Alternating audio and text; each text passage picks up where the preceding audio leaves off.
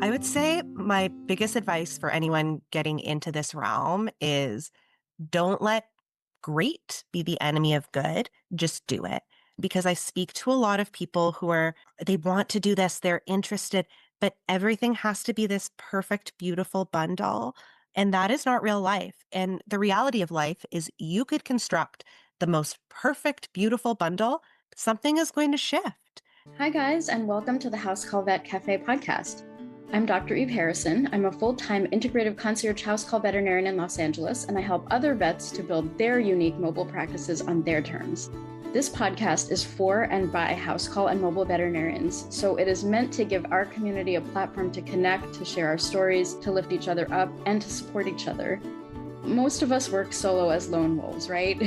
So for me, it's been really powerful to be able to physically hear the voices of my colleagues from all over the world and to get a chance to feel that we truly are part of a community of very real other human beings who get it. While you may be alone in that little bubble of your own vehicle when you're on the road seeing patients, I welcome you to join our community by tuning into our own podcast when you're on your way to your next house call. Whether you're a super experienced house call vet with 30 years of experience, you're a brand new prospective house call vet just looking to get started, or you're house call curious, there will be something for you in this podcast. Each episode, you will hear interviews from other mobile veterinarians just like yourself who are doing unique and innovative things, vets who are sharing their stories, their struggles and challenges, and you can also look forward to hearing valuable information and perspectives from specialists and experts outside of our micro niche. And finally, if becoming a house call veterinarian is something that you've been thinking about exploring, or you're looking for some extra support getting your own mobile practice to feel more profitable and sustainable for you, check out the information in the show notes about my course and our above and beyond supportive private community for members only, plus our monthly group coaching sessions within the House Call Vet Academy. You can also check out my free public Facebook group, which is also called the House Call Vet Cafe, the same name as this podcast, and which is a warm and cozy community for mobile vets to support each other in professional and personal development, in creative entrepreneurship, and in friendship. So thank you guys for spending time with me today. Let's dive into the episode. Hey everyone, today we have an awesome guest with us. We have Dr. Lisa Kril. She has a micro mobile practice in Guelph, Ontario, where she provides house calls for acupuncture, euthanasia, and comfort care.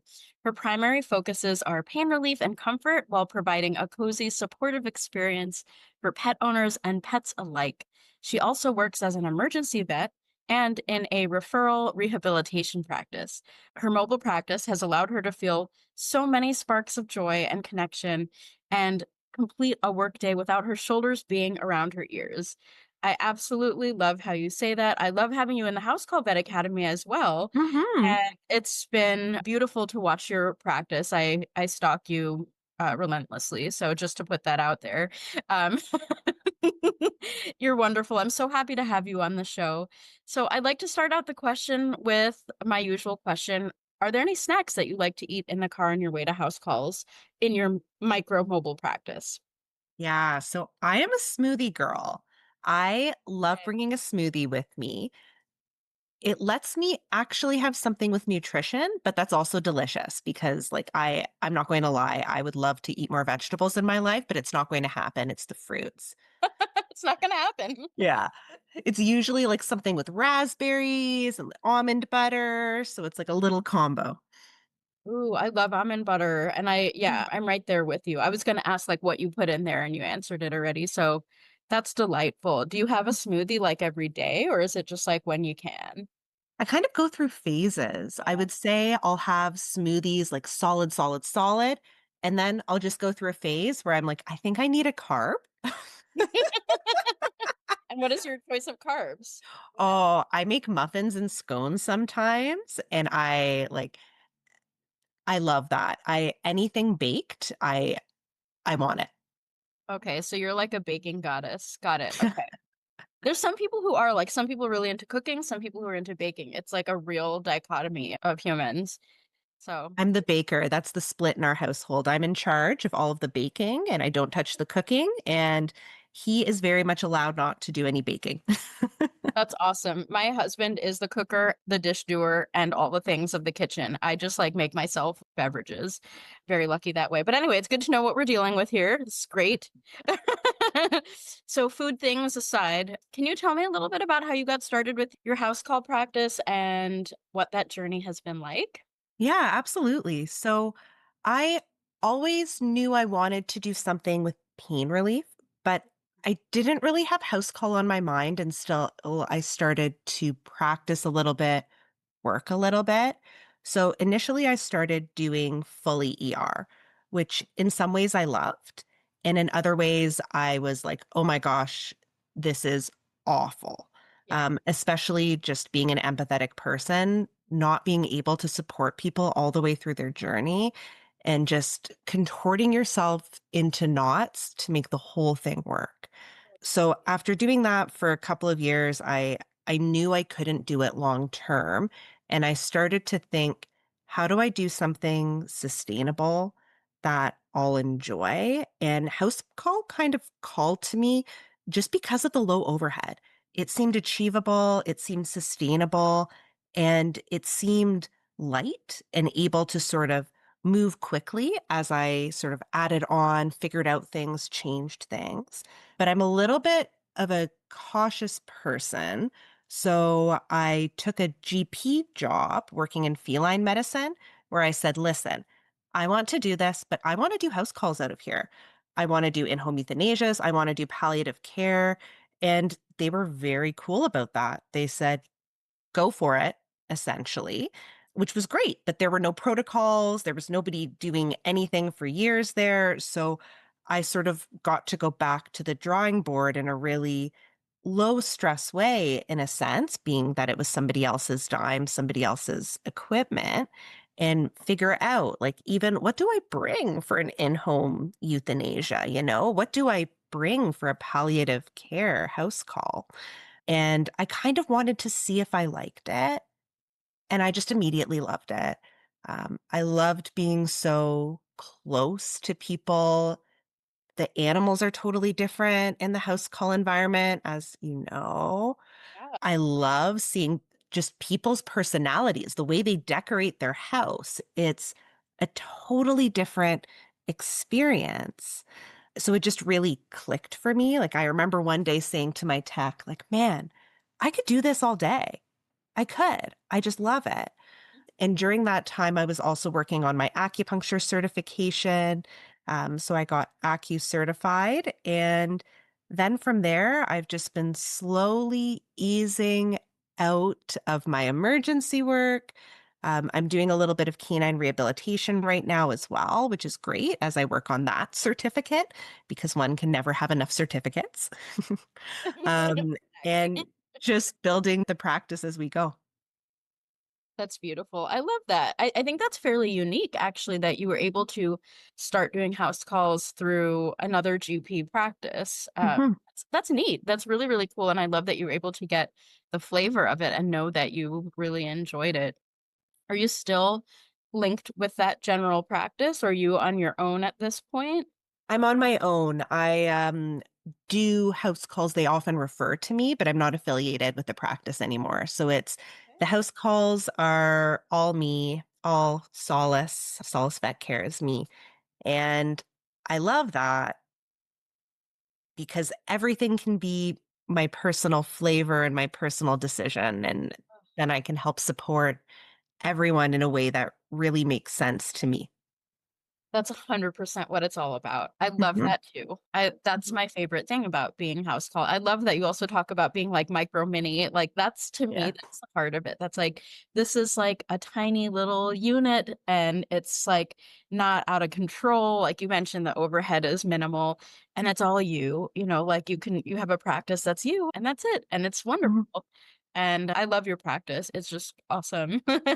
Yeah. So you're interesting for a variety of reasons other than your start with the general practice, which is quite interesting in and of itself. But you've got an interesting kind of history of being an RVT prior to becoming a vet, and you're a newer grad as well. 2021. How has that transition been? How has it been? How does it feel to be a practice owner being a newer grad? I mean, you're not that new, but like a little Yeah. bit new. And Yeah. um, yeah, like what was that transition like? How's it been? Ooh, I would say at times there's been a little bit of imposter syndrome in the sense that, like, am I really doing this? Yeah, But you at this are. yeah. But at the same time, I have been doing this for years, you know? When I was an RVT, I loved being an RVT, but I always wanted to do more. I always wanted to offer different experiences to the client, more care to their pet, things that maybe were out of the box, you know? So I feel like I'm taking a lot of that and being able to infuse it in my practice. The newer grad thing for me, I think I'm lucky that I had good foundations and was relatively confident in medicine, but I'm also offering a limited scope of practice that I'm extremely confident in. Really focusing and narrowing down on, the pain management, the geriatrics in a palliative, supportive sense, and then the in-home euthanasia work sort of takes it from being this broad spectrum to almost laser focus, which would be an excellent point for me to make a pun about a laser, which we do have now. If you weren't gonna do it, I was. Yeah. It's not what you're putting down. But you can kind of just like target it down. And I think in some ways, like, yes, I'm a newer grad. I've always been more confident and I've always just felt like the answer is only a book away, a phone call away. So for cases that I'm confused by, I don't know, like I am very real that, hey, this is what I think is going on, but I want to be 100% sure that we're doing the right thing. So I'm going to phone a friend or I am going to circle back, do some research, and then we're going to talk about if anybody's used that in a cat before and we'll go from there. Oh, I love that. So I have so many strings I wanna pull on from what you just said. Mhm. I think that first of all, like being laser focused, I think is one of the really beautiful things about house call practice. You really can niche down, and we are specialists. There's not a specialty, but like you can get certified as a house call vet through me, but but we're also we're specialists in my opinion. And I think that that's a much more comfortable place to be and a much more productive place to be. We're going to be better at the things we do every day over and over again. In human medicine, I mean, the GP doesn't do surgery. The GP doesn't do, I mean, they might do like psychiatry, but they often would refer out for psychiatry. They wouldn't do dermatology other than the most very basic things. They're going to refer out to a dermatology. Like our GPs, not that we necessarily need to refer out, but the way our profession is that a GP or an ER doctor are really expected in our profession by our own, expectations on ourselves, by the profession, by our clients. And maybe down the line, the expectations will shift. But right now, the expectation is that we know a little bit of everything. And some of us are really good at everything. But the reality is, you're going to be better at the things you do. If you're doing the same niche things over and over again, you're going to be happier. You're going to be not flailing. We're not flailing, most of us, but like to some extent, the profession is, and I wonder to what extent it is that we are so spread thin in terms of the things we're expected to have mastery over. And on that note, I love that you phone a friend. I phone a friend too to this day. I'm quite experienced. I'm in the heart of my career. I feel like I'm like not new. I'm not ancient. I'm right in it. I feel really good about what I know.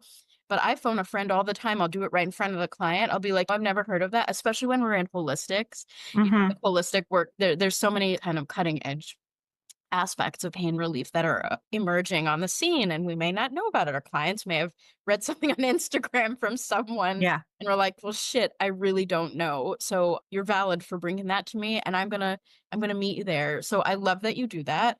I love that you bring this confidence. I imagine like being in the field for a long time as an RVT, you learned a lot. And I'm curious also, I have so many directions I want to go. I don't want to lose my thread. Actually, I want to ask you this question in just a minute, but um what you also said, it's just a book away. It's just a phone call. That's beautiful. I love that. It reminds me of a saying that my dad says that he learned from his dad, that I think maybe learned from his dad. That's like, if you have a mouth, you can never get lost. So this refers to Mhm. directions, but if you're able to ask someone for help and directions and you're willing and able to do that, you're never going to be lost as long as there are other humans around, right? So it really reminded me of that. And I thought that's a really beautiful and I think really helpful way for people who are listening who might struggle also with imposter syndrome. I think that's everyone. Mhm. I think the answer's there. You have community. You can phone a friend. Clients actually like that. All my clients love it. They're like, I could see their face light up and they're like, she's taking me seriously. There's something she doesn't know and I taught her. And I'm like, Mhm. yeah, that's great. I love that phrase. I think that's so lovely because it's true. And I think there's a huge risk of having our egos take control in veterinary medicine where I need to know what's going on and I need to know instantly and I need to act with decision right now. And the reality is, the more that we collaborate, the more that we listen to our colleagues, the more that we put that aside and really listen and search, the better vets that we're going to be. And like you said, clients love it. They feel so heard.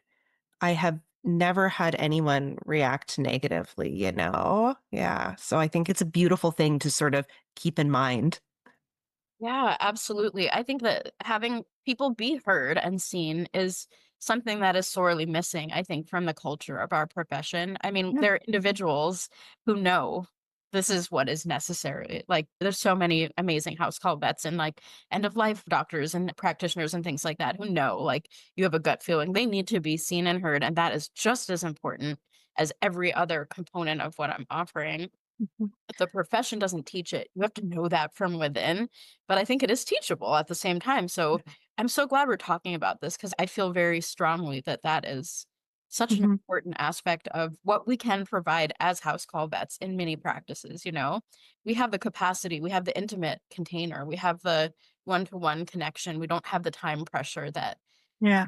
gets put on vets who are, even if you know the client needs to be seen, you don't have the time necessarily, right? Like, you're an ER, like, Mhm. I'm sure that's a mind fuck of its own. I know it is. I've done ER. It's crazy. That's a Yeah, totally different experience.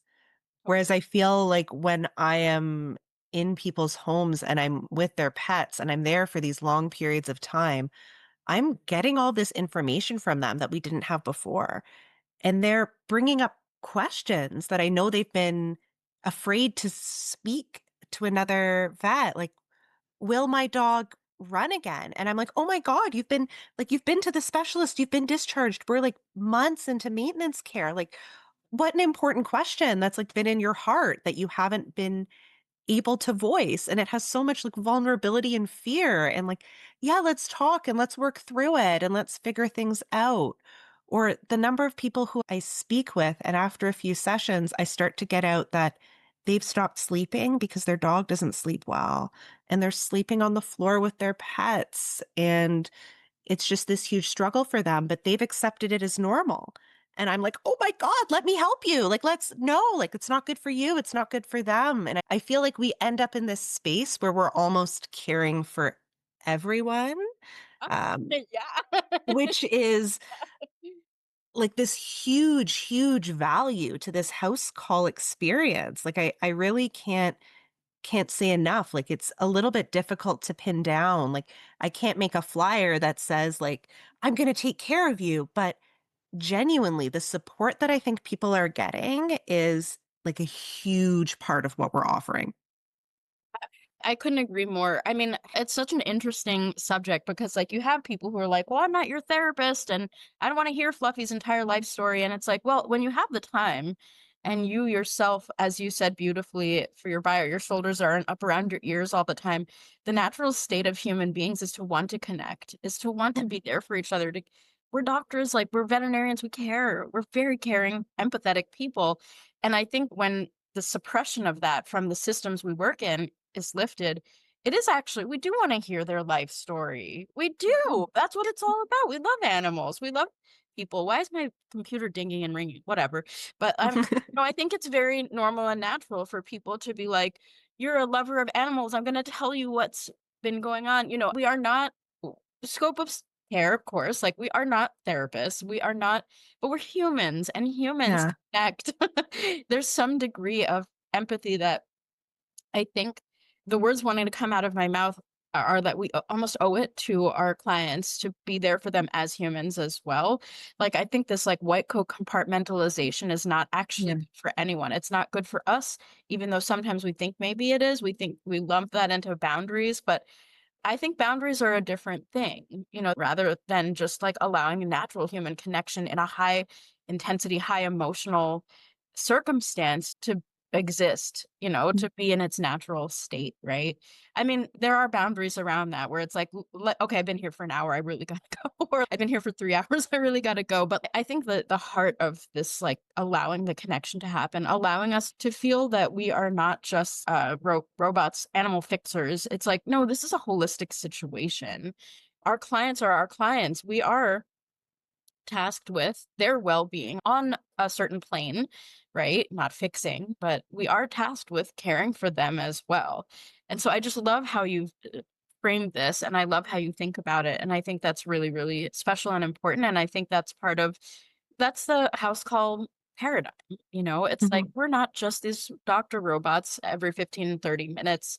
Next, next, next. It's a deeper connection. And I think that for human beings in this role to be happy, we need that connection? That's how I feel anyway. To be happy, I think, is kind of critical there because not only is it something that you feel good about in the sense that, okay, let's say you're in the clinic environment, the system is you have 30-minute appointments, tick, tick, tick.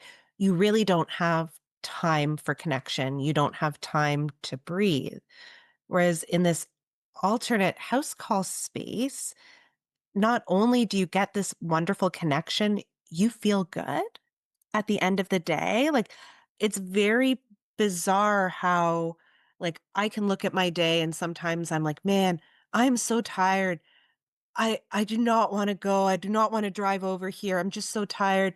And then I go and I come home and my partner's like, "How was your appointment?" And I was like, "Great. I had a good time. We talked about this and so feels better." And it's almost like healing and stress relieving in its own way. And yeah, you have to set your own boundaries. There's some people that would have me move in, and that is totally, totally fair. But sometimes I have to be on to the next. And if you're confident with that, I think it can just really be something that contributes to the pet, it contributes to the client. And then as the healer, it contributes to you because you're doing it in this way that is just so holistic and supportive of everyone.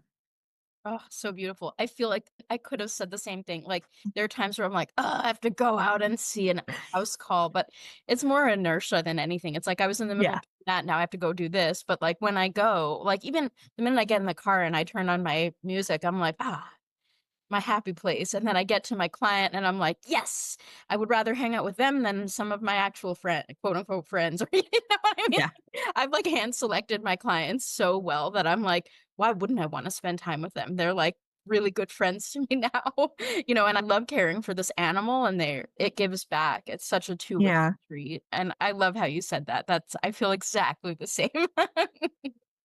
Oh, that's brilliant.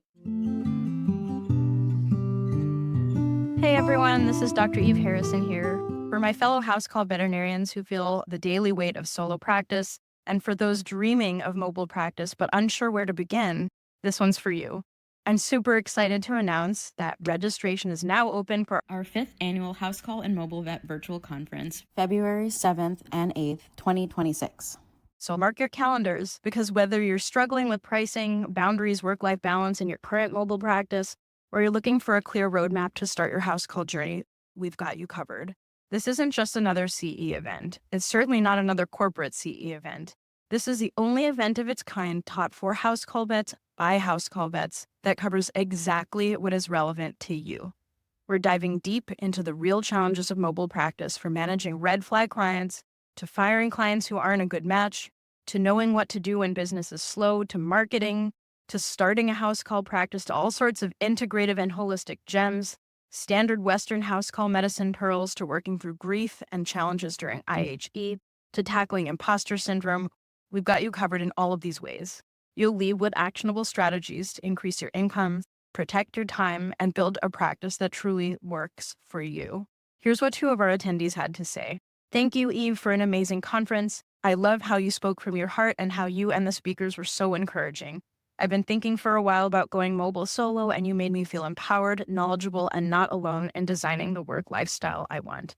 Thank you from the bottom of my heart. That was Dr. S, and she is now an active house call vet, which makes me so happy. And then we have another testimonial from Dr. K. This conference is so fab. The small group breakout sessions are perfect for introverts, learning practical and personal skills I can put into practice immediately. Worth every penny and so nice to soak in the wonderful collegial vibe of my people, my community. So if you're feeling excited, inspired, and ready to sign up, don't wait too long. Early bird registration is open only through January 1st, 2026. And the first 50 people that sign up for the conference get entered to win a mystical house call vet package that is curated by moi just for you. Head to the link in the show notes or www.dreveharrison.com to secure your spot and join a community of veterinarians who understand exactly what you're going through because we're living it too. I'm Dr. Eve Harrison, and I can't wait to show you just how amazing mobile practice can be with the right support and community behind you, and to celebrate with those of you who already know exactly how life-giving this path can be. Now back to our show.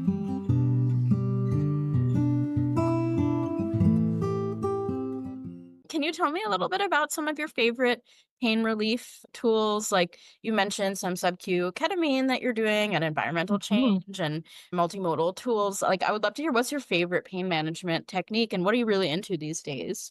Oh, it's so hard to pick a favorite. I would say my favorite is probably acupuncture, but what I'm really into these days is the fascia and myofascial release.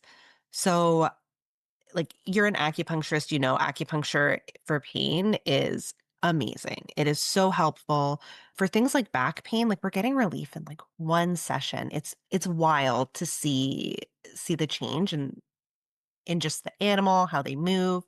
But while I've been doing my examinations, I really, really target in and try to find the trigger points, the tension points, and then relieve them in a way that's fear free and stress free. So if I have access to a laser, which now I'm happy to say all of the time I will have access to a laser, woo, I really like to laser those points and then insert a single acupuncture point, and I can typically get release of the trigger point in that way, which I love compared to physios use, you know, that the dry needling technique with the really rapid needle movement in the muscle that if you've ever had, you know, you see stars, you want to pass out and you're not sure you want to go back to them. I do not do that with dogs. I don't think that's sane, safe, or kind, but I love just really getting that other form of myofascial release. It really helps. Laser is obviously amazing for like especially osteoarthritis, IVDD, but for some of the pharmaceuticals, I am really liking the sub-Q ketamine. For doses, I'm usually at zero point 0.5 mg per kg, and then frequency really, really varies. I have some dogs where we're monthly, and then other dogs where we're much more frequently, up to twice a week, quite frequent. And typically, when I'm at the point of sub-Q ketamine, we're sort of, we have our base of joint supplements, we have our ideally primary NSAID, or in some cases, like a Librela, Silencia. We're on the pregabalin or gabapentin. And then we've either done amantadine or the amantadine just didn't settle well with our stomach before we get to the I love ketamine. amantadine. Nobody does amantadine, but it's one of my absolute favorite go-tos. I'm like, that is like part of my like first like Yeah. pain management. Like I so love amantadine. It makes such a huge difference. It really does. And the thing is that I always kind of describe to, I was doing it on the video, this little hand pyramid. I always kind of describe to clients, we're building a pyramid and we are building it brick by brick. We want our big fat base of this pyramid to be non-pharmaceutical. Because if we are relying only, oh, there's my cat. If we are relying only on NSAIDs, we're relying only on medications, and we're still having them move in a way that's not supportive, have harnesses that are pinching them, we're not really going to get great effects. So typically, I like to really make sure they're on a good base of supplements. Omega 3s are my favorite. We also really look at the home environment. So, stairs, areas where they're going to slip, extra traction. toe treads if they can't have the extra traction. And then just really, it's funny what people in the clinic will say. And then you come to their home and you're like, oh, well, she does have to run down that big flight of stairs to get to your front door. She does that 12 times a day. That let's block that off because her elbows, like you just don't see it. And I get it because I bet you somebody would come to my home and be like, Lisa, what about this? And I would say, yeah, there should be a step there or a ramp there. I've thought about it for this long and I haven't done it. We all get a little bit blind in our home environment. I kind of loop harnesses into that because a poorly fitting harness can really cause a lot of back pain or restrict shoulder movement. But if we switch that up, that's sometimes something really minor and that can make a huge difference. You have a favorite harness, or is it just depend on them? No, We my both love harness is from harness. Amazon, actually. It has cute little strawberries on it. I recommend something Y-shaped or H-shaped, and then just fitting it on your dog to make sure it's not sitting right on top of the point of their shoulders. A lot of the harnesses, and I mean, again, I just said I have a cute harness, but a lot of harnesses are designed to be cute or designed to minimize pull without really thinking, does it affect the dog's biomechanics? And they do, right? It's like if I gave you a pair of high heels and we're like, "Okay, please enjoy your 5K hike now."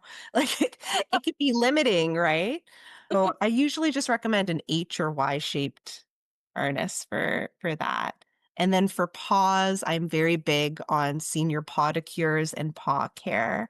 So making sure the nails are an appropriate length as well as my cat's tail is joining us Love here. it. As well as I'm a big fan of toe treads or Dr. Busby's toe grips, because for a lot of folks, when I say, hey, how much laminate do you have? How much hardwood? They say all of it. So it's a little bit of a simpler solution, as well as protecting the toes if they're becoming neurologic and having any drag. Love it. I see. Oh, there you are. Is this What a Selah? cutie. Oh my gosh, Salem. For those of you guys who are watching on video, on the YouTube, Salem is adorable. I'm screenshotting right now because how cute. He's so cute. He's a good boy. He Yes. loves Zoom. It's one of his as one of my clients told me about her pet the other day, it's one of their great passions. It's like, "Oh." He likes being involved in the conversation. He's Yeah. very lucky. Why not? Why He's not? the one without any health issues, so Good. Maybe it's the Zoom medicine. Socializing, it's Reiki. Great. I absolutely love it. Oh my gosh. So shifting a little bit in direction more towards strategy and things like this, Mhm. I'm curious what your experience has been like in the House Call Vet Academy. Is there anything that you feel you learned there or anything that you weren't expecting? And then I want to hear some advice that you might have for other folks who are interested in getting started in house call practice. I hope I can share this and it isn't proprietary, but the most important thing I learned in the House Call Vet Academy was pricing Mm. and being diligent on your pricing, as well as to value your time as the most important service. That was really a big brain shift for me because how I had structured my pricing was, listen, I'm here for a long time for this initial exam. It is a big deal. We do like ortho, neuro, we do all of this stuff. So it's going to be like quite expensive. And then I really want you to follow up with your acupuncture appointments and keep booking me so those are less expensive. But that really doesn't strategically work if you think about how many initial exams I'm doing in my structure versus how many follow ups. They're almost all follow ups with this type of care. So, changing my pricing structure to be a little bit flatter has been the biggest takeaway so far. That is brilliant. And it was just sort of a, oh, moment for me. Yeah. Amazing. Yeah. Oh, I love that. Yeah, that's one of my favorite things too about the academy, like the focus on pricing and how people can think about it. Like there's a lot of mindset shifting that is involved. Mhm. It's not just this is what your price should be. I mean, obviously we're all in different demographics and we all have different types of practices. And so the specifics are going to look different from everyone. But I think that that mindset shift is what can Mhm. really unlock answers for a lot of different people. So I love that that's what your big takeaway. Like, I love that. That makes me Yeah. very happy. No, it was a good one. Also, I think how you promote the structure is incredibly important for people getting into this. There are a lot of people who get into businesses and they take out a 500K loan, a bigger loan, huge, huge loans. Whereas this is actually an area that can be extremely low overhead, low risk. It allows you to figure out your space. And I think promoting that mentality is really important because, quite frankly, I could have a spare room full of every single medication known to man, but it's probably going to sit and I'm probably going to lose money on it. And that's one of our big fears starting out in business, right? So I think sort of promoting that mentality of being light, lean, not investing too much in sort of your initial setup, if feasible, is wonderful advice. Like really, really, really solid. So glad that was helpful for you. And now I'm curious, what's your advice for people who may be interested in getting started with house call practice, or maybe who have a house call practice and they're not feeling that like Yeah. joyous feeling that you've described, or they're struggling? What Yeah. might you? I would say my biggest advice for anyone getting into this realm is don't let great be the enemy of good. Just do it. Because I speak to a lot of people who they want to do this, they're interested, but everything has to be this perfect, beautiful bundle. And that is not real life. And the reality of life is you could construct the most perfect, beautiful bundle, something is going to shift. And it might be how you feel. It might be what you discover when you're starting working. It might be the economy. Like, Yeah. that's not life. Life is dirty. Your good is great. Just do it and figure it out. It's attainable. Be smart about it, obviously, but it's really accessible and you just have to do it without getting too intense about your own fears and feelings. Fuck yeah. That is Yeah, such good advice. yeah, Yeah. yeah, I love it. yeah. Don't let great be the enemy of good. That's exactly 100%. right. Yeah. Yeah. I mean, there's so many levels of that we can apply to ourselves as veterinarians, as business owners, as probably generally perfectionist human beings with those tendencies, most of us, I believe, right? Recovering, I think most of Yeah. us are recovering who are in the house call space. Like when you become an entrepreneur, you learn. If you didn't already learn from being a vet, like things never go as planned. Like things are never perfect. But it's another layer of learning, I think, when you're an entrepreneur that not everything is 100% within our control, and we can ride those waves and we can celebrate ourselves when it's good, when it's Mhm. solid. We've done our absolute best and it's never going to look exactly like how we thought in the beginning. So, so brilliant. I'm so glad that you mentioned that. That's very, very important principle, I think. I think that's life too. And I kind of think it's one of those things that we can even apply to cases because sometimes it's very easy to say, this is the gold standard, or this is all of the wonderful things that this patient should receive. But when you start to look at the other factors in play, like the physical limits of the caregiver, the financial limits, all of these things, it's like, okay, well, maybe that is a great plan, but maybe it's not a great plan for this situation. Like, how do we really tailor it down? And that's another beautiful thing about the house call experience is it gives you the time to do that. And you physically see it, right?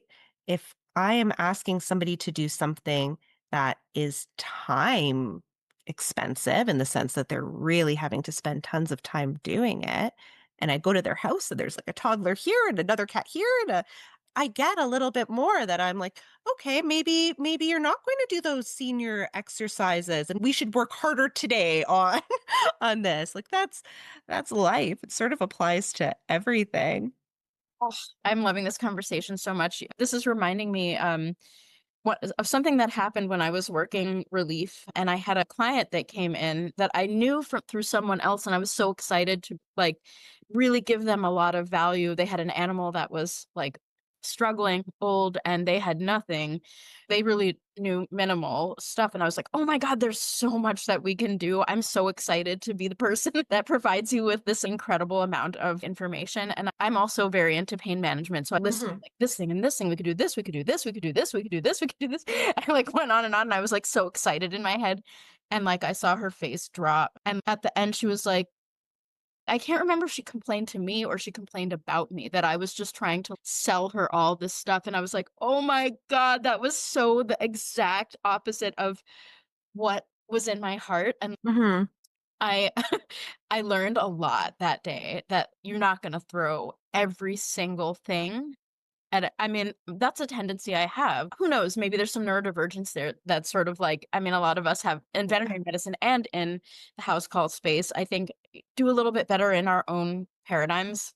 There's some neurodivergence, I think, for some of us, whether it's a diagnosis or whether it's just tendencies or whatever. But I have a tendency to, when I'm excited, I'm like, blah, blah, blah. And if it's like, healing things and pain management, I went off on her.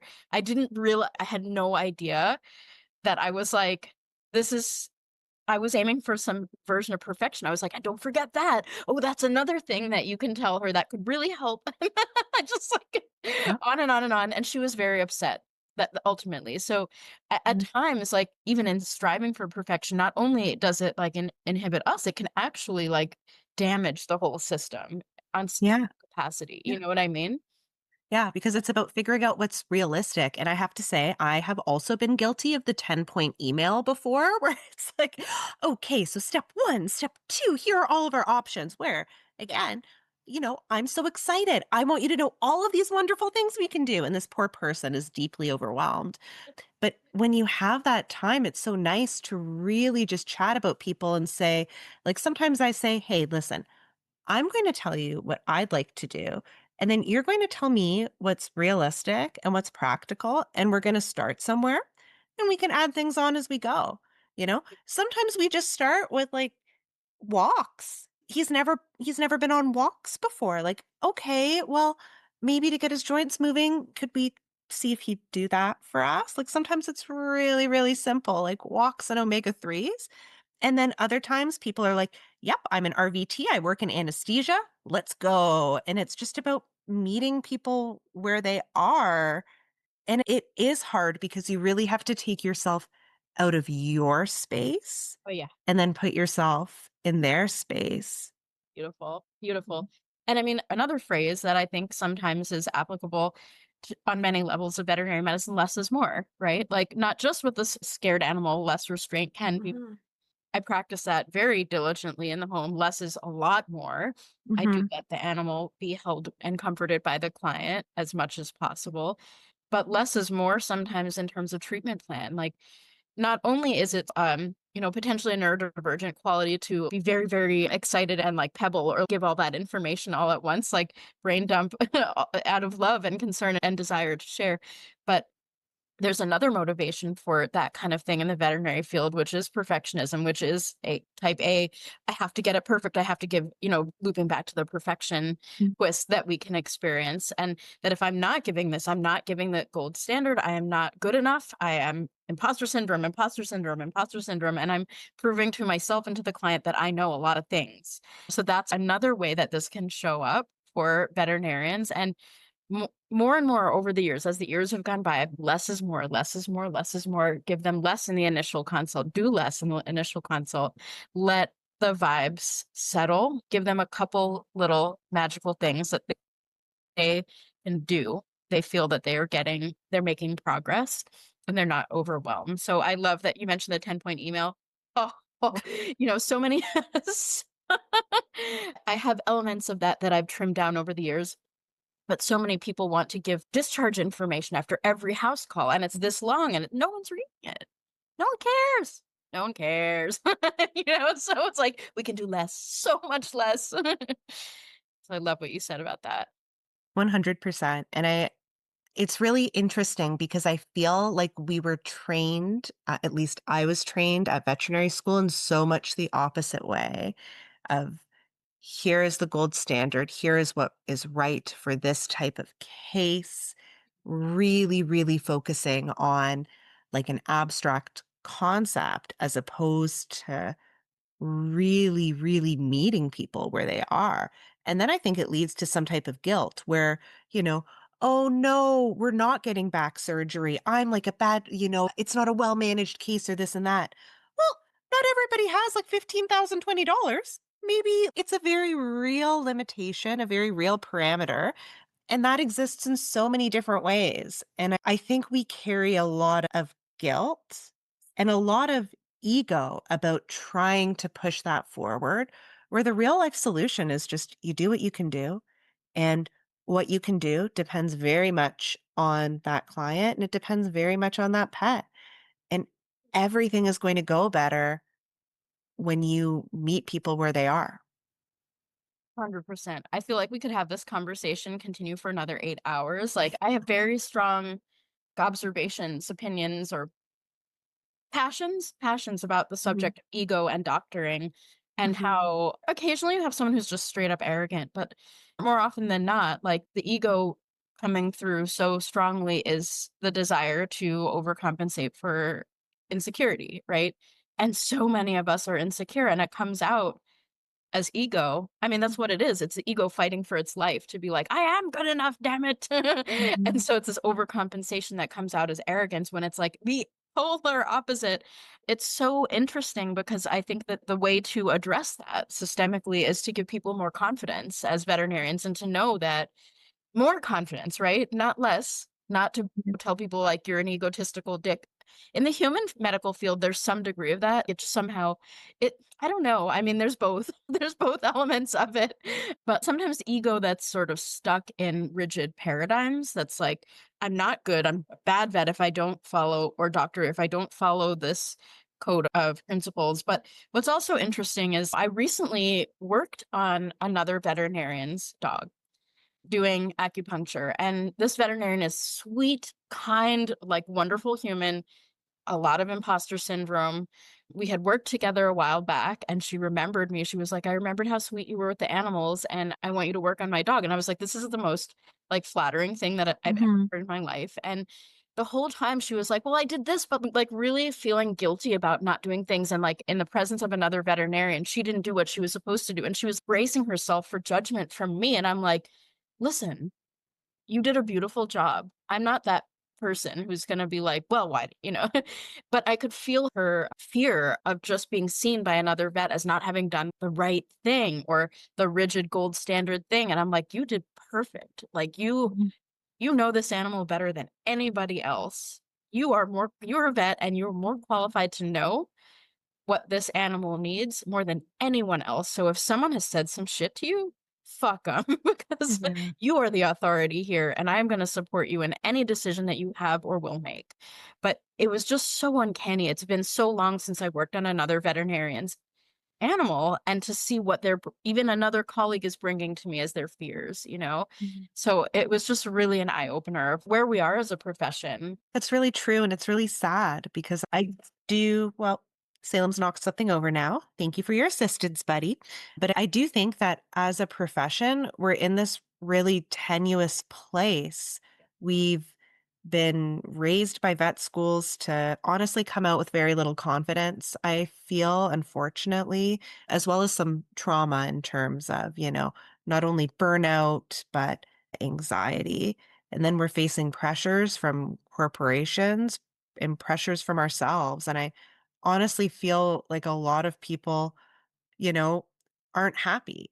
And what was the point of working so hard to go to vet school if we're not going to be happy doing what we love, which is helping animals? Like it's not that complicated. We are just trying to help people and help their pets. And I sort of feel like to bring it back to circle, like one of the solutions is that people are going to find niches that they really love. They're going to go out on their own and they are going to offer vet care that they feel really, really stellar about. and wonderful care for pets too. I hope that's going to be healing for the industry and maybe a positive shift overall. But I think we're in a tough place and we honestly need more of this to heal everybody. I love that. Thank you for bringing it full circle. I think this is a beautiful place to close up the episode. I agree with everything you said. This has been a very moving conversation for me. I'm feeling very connected, and I hope our audience members are feeling the love and some inspiration and understanding and validation as well. I think we all need validation with what we've been through, including the trauma that you mentioned, right? So before we close up, can you share with me what your favorite beverage is? What might you like to order inside the House Call Vet Cafe? I'm drinking my from my new water bottle that I love. I got it from the Oh, LA I Zoo. love it. Isn't it cute? Save the chubby unicorns. What does it say in the bottom? Oh, San Diego Zoo Wildlife Alliance. Yeah, I forgot which zoo it was. What That is would you like? so cute. What would you like to order today? I love that. I'm a coffee girl through and through. I am having a coffee at most points in the day. Any type of coffee. It's not usually fancy. It's just coffee, really rich, really dark. I like bleed coffee. I'm very passionate about it. I love that. So you're like essentially on a coffee CRI all day. Pretty much, yeah. And how do you That's sleep? how I function. Can you sleep? Like, do you have trouble falling asleep, or you're just No, so no problems at all. oh, I'm so jealous. Oh my God, that's amazing. Well, thank you so much for being with us, Dr. Lisa. This has been a fantastic conversation, and I can't wait to talk to you again next time. Thank you so much for having me. It's been wonderful. Thank you so much for listening to this episode of the House Call Vet Cafe. If you enjoyed this episode, then hit the subscribe or follow button on Apple Podcasts, Spotify, Google Podcasts, YouTube, or wherever you listen to podcasts so you never have to miss an episode. This podcast is made specifically for you, so don't be shy if you'd like to reach out and let me know your thoughts on this episode. You can find me on Instagram and Facebook as the House Call Vet Academy, where I also share more valuable content. If you're interested in learning more about consulting for House Call Vets or the House Call Vet Academy online course and community, please click on the link in the show notes. Have an amazing rest of your day, and I can't wait for you to join us for our next episode of the House Call Vet Cafe.